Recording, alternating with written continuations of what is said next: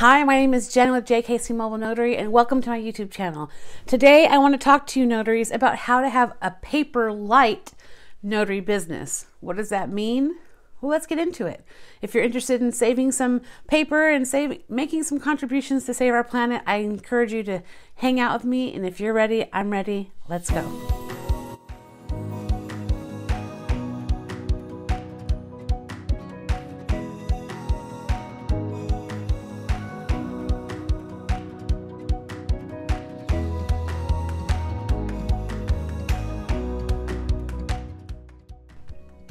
I'm so glad that you're here with me today, and this topic can be a little touchy, but we're going to get into it because it's something that we can make a difference in when we're talking about the condition of our planet. So no matter the stance of your condition on the planet or what governments are doing to change the things we're doing to improve the health of our planet, we have to acknowledge that there is a problem. There's a problem with waste. There's a problem with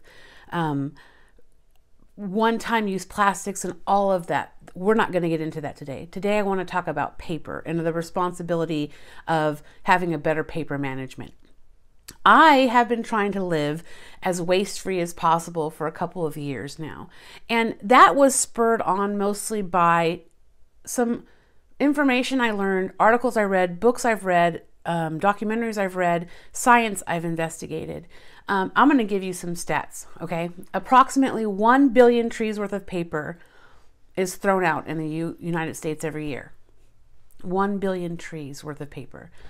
Approximately, Americans use about 85 tons of paper per year, and that's about 650 pounds of paper per person. And as notaries, it's nearly impossible to avoid paper. Our society is moving into a more digital age for sure, but paper is still king when it comes to the documents that we have to notarize and we have to use.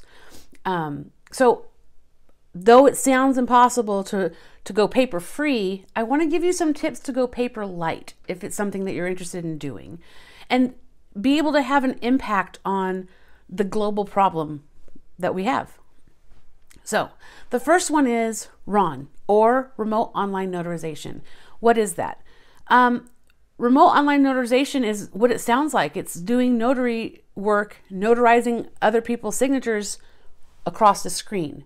Now, this is not yet fully adopted in all states. I think there's 12 states that are not quite there yet, California being one of them.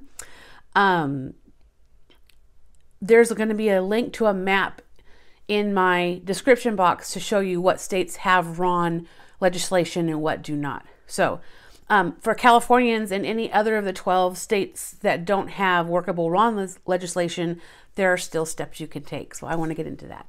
So step one, a digital journal. What is a digital journal? Well, it's a journal on your phone or on your iPad, digital. It's backed up to a secure web, cloud-based system, and I have a favorite. It's from Nick Colville, who is a notary in Southern California and has created the Notary e-journal at Juratinc. Juratinc. I think it's juratinc.com. Links and all that will be down below. Let me tell you, I wish I had this in the depths of COVID when I was doing notarizations in hospitals and things like that. I had to use one-time only ink strips when I was in the COVID wards because, you know, you have to be able to get rid of everything you give them. I was getting rid of pens and all of that stuff. So if I had the digital journal and the digital thumbprint reader that comes with that journal that you have to buy in addition to the subscription to that journal, it would have saved me so much time and money because I can disinfect hard surfaces. I can disinfect my phone, my iPad, my Apple Pen, or my thumbprint reader. I do it now. I disinfect it between signings. It is a lifesaver. And California hasn't said no to this. They don't say yes to this. They don't say no. They're encouraging it. We're encouraging it. So if you're in California, check your state statutes, whether or not a digital journal will work for you. So it's a fantastic way to lessen the load of your work bag as well, right? I think my work bag went from, I don't know, maybe 15 pounds down to maybe 5, because I just keep my iPad. I keep a supply of my notarization forms, my pens and all that stuff, but my book is gone and the weight that came with that is gone. So that's step number 1. Step number 2, invest time and money into digital promotion.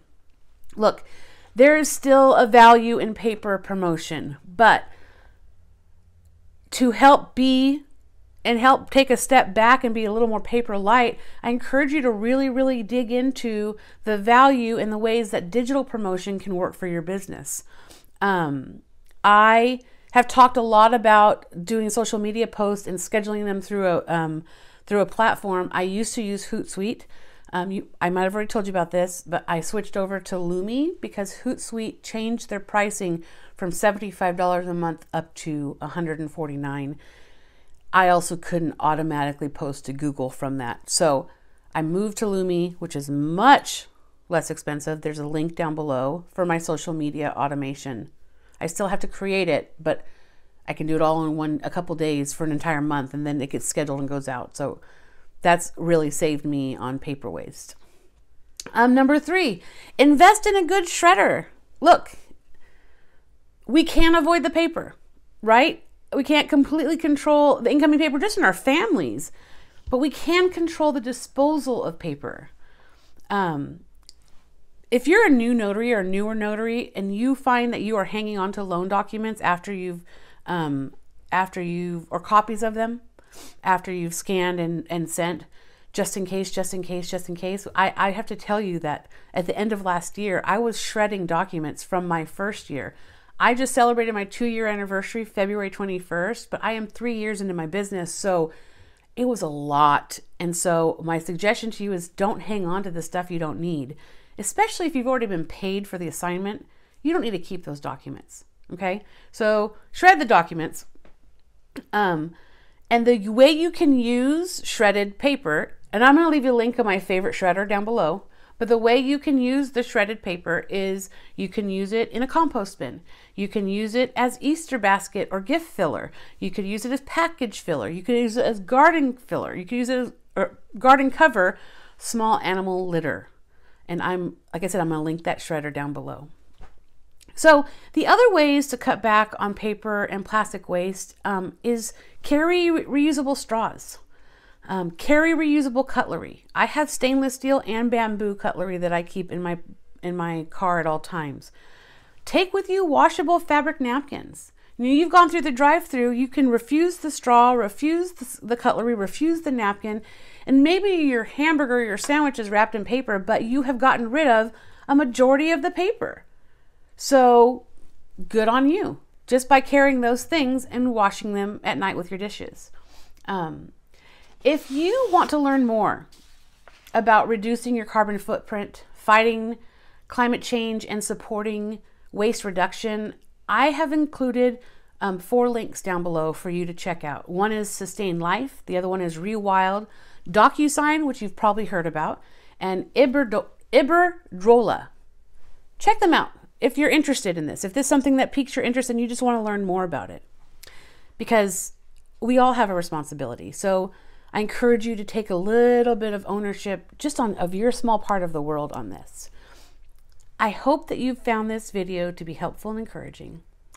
Climate change can be a polarizing conversation in the world today, and it has been grossly politicized.